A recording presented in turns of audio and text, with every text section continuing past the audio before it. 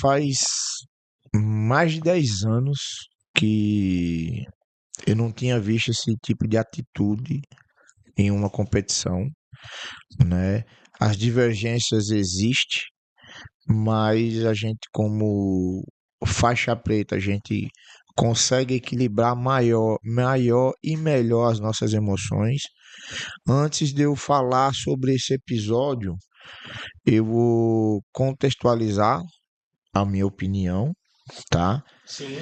E essa discussão surgiu por causa de um resultado de uma luta, certo? O professor não aceitou perder, foi questionar, tinha vídeo e etc. Esse mesmo árbitro, ele errou no resultado da luta de um atleta nosso, aonde esse atleta nosso ele foi penalizado, que se diga de passagem, O Joab. Joab. ele perdeu a luta, tá? Ele perdeu a luta e eu sabia, dentro da regra, que o meu atleta tinha ganho a luta. Mas discordei do resultado, chamei o árbitro, mostrei para ele dentro da regra, falei, ó, você errou, assim, assim, assim, assim.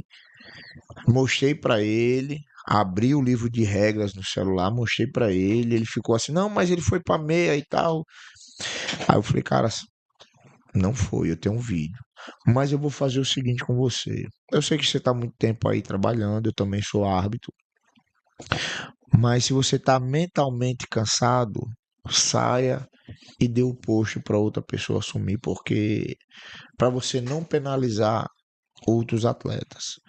Então eu poderia ter tido uma postura diferente, Mais agressiva, né? mais agressiva, mais estúpida, e que se diga de passagem que toda ação requer uma reação, Isso.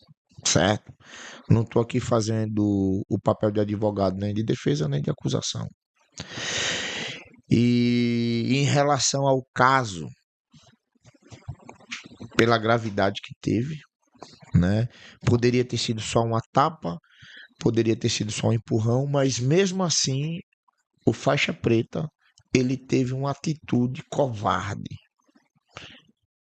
certo? Ele teve uma atitude covarde, até porque tudo que ele fez, nada mudou o resultado da luta. Eu era um cara extremamente vaidoso, né? Eu sou paulistano, como eu já falei. Em São Paulo, quando você vai de um bairro para outro, tem uma questão que fala se pagar pedágio. Tem que pagar você tem que dar alguma coisa para poder passar de um bairro para o outro, de uma rua para outra. A gente brigava quase todos os dias. Então o brigar na rua para mim era natural. Já era da sua. Era cultural, era a cultura de São Paulo. Entendi. E quando eu cheguei aqui no Nordeste, não foi diferente. Trouxe essa cultura comigo. Então eu acreditava que tudo se resolvia na porrada. Eu ia pra festa, quando pensava que não, estava brigando na festa. E que se diga de passagem, eu entrei no jiu-jitsu para me aprender a brigar mais, já para brigar na rua. Só que graças a Deus, eu agradeço a Deus todos os dias por Deus ter me colocado o meu mestre, o meu amigo e um pai para mim, que foi Robson Dantas, né, que a gente chamou carinhosamente por Robinho, Robinho.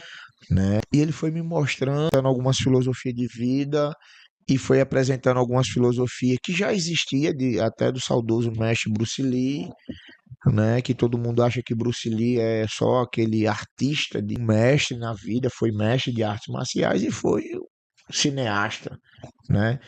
E Robinho começou a me apresentar algumas filosofias que eu comecei a acreditar que se eu brigasse na rua com os conhecimentos pouquíssimos que tinha de jiu-jitsu, eu já era um covarde.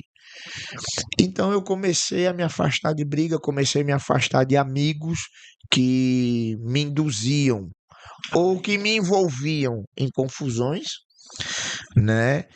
E fui começando a me enganjar melhor com o pessoal do jiu-jitsu, ter outra visão, outra cultura, outra cabeça, outra conversa, né? E graças a Deus, hoje eu posso falar com propriedade que o jiu-jitsu não é violência, certo? certo? E o professor vai pagar pelo ato que ele teve, pelo erro que ele cometeu, certo? Agora eu quero fazer uma reflexão. A maioria da mídia, ela condena o lutador de jiu-jitsu. Isso não é de agora, não vai se encerrar, é desde sempre.